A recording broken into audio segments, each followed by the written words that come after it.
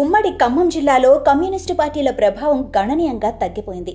ఒకప్పుడు జిల్లాలో రాజకీయాలను శాసించిన కామ్రేడ్లు నేడు దాదాపుగా జీరోకు చేరుకున్నారు. 1980లో జరిగిన సమితి ఎన్నికల్లో ఉభయ కమ్యూనిస్టులు సిపిఎం, సిపిఐ జిల్లాల్లో మెజారిటీ స్థానాల్లో విజయం సాధించారు.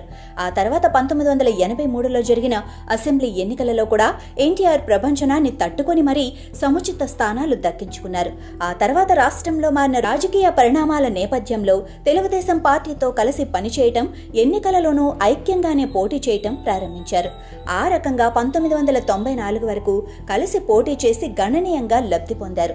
మధ్యలో 1-2 సార్లు తెలుగుదేశంతో విభేదించిన పలు ఎన్నికల్లో కలిసి పోటీ చేశారు. 1999 నుంచి ఆ పార్టీకి దూరంగా ఉన్నారు. ఆ తర్వాత 2004లో కాంగ్రెస్తో కలిసి పోటీ చేసి మంచి ఫలితాలు సాధించారు. తెలుగుదేశం కాంగ్రెస్తో కలిసి పోటీ చేసిన ప్రతిసారి కమ్యూనిస్టులకు జిల్లాలో మంచి ఫలితాలు వచ్చాయి. రాజశేఖర రెడ్డి ముఖ్యమంత్రిగా ఉన్న సమయంలోనే కమ్యూనిస్టులు కాస్త దూరంగా ఉండటం ప్రారంభించారు. ముదిగొండలో ఇళ్ల స్థలాల కోసం జరిగిన ఆందోళనలో పోలీసుల కాల్పుల్లో 5 సిపిఎం కార్యకర్తలు చనిపోయారు. దీంతో కాంగ్రెస్ పార్టీకి సిపిఎం దూరం జరిగింది. ఆ తర్వాత సిపిఎం జిల్లా నాయకత్వంలో జరిగిన పరిణామాలతో సీనియర్ కామ్రేడ్లు కొందరు కాంగ్రెస్ లో చేరిపోయారు. అప్పటి నుంచి జిల్లాలో సిపిఎం బలహీనపడింది.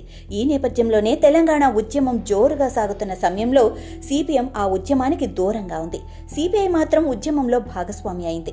తెలంగాణ ప్రకటన నేపథ్యంలో 2014లో జరిగిన ఎన్నికల్లో రాష్ట్ర వ్యాప్తంగా ఒంటరిగా పోటీ చేసిన సిపిఎం ఖమ్మం జిల్లాలో మాత్రం విచిత్రంగా వైసీపీతో పొత్తు పెట్టుకుంది. సిపిఐ మాత్రం కాంగ్రెస్తో కలిసి పోటీ చేసింది. సిపిఎం ఒక్క భద్రాచలం అసెంబ్లీని మాత్రమే గెలుచుకుంది. సిపిఐ ఒక్క స్థానం కూడా గెలవలేదు. అప్పటి నుంచి జిల్లాలో కమ్యూనిస్టుల ప్రభావం గణనీయంగా తగ్గిపోయింది. సిపిఎం, సిపిఐల మధ్య కూడా సత్సంబంధాలు పూర్తిగా దెబ్బతిన్నాయి. అంతేకాదు, 2 పార్టీల మధ్య పచ్చగడ్డి వేస్తే భగ్గుమనే పరిస్థితులు నెలకొన్నాయి. జిల్లాలో కాంగ్రెస్ పార్టీ బలంగా ఉండటంతో 2014 అసెంబ్లీ ఎన్నికల్లో 7 స్థానాల్లో, 2018 అసెంబ్లీ ఎన్నికల్లో 8, 2023లో 8 స్థానాల్లో ఆ పార్టీ గెలిచింది.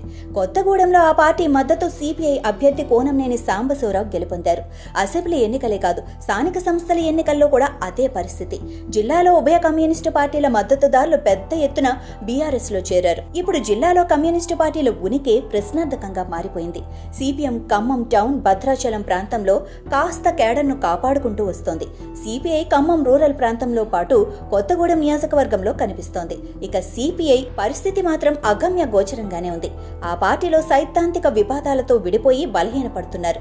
జిల్లాలో ఇప్పట్లో కమ్యూనిస్టు పార్టీలు పూర్వ వైభవం సంతరించుకోవటం అనేది అసాధ్యంగానే కనిపిస్తోంది.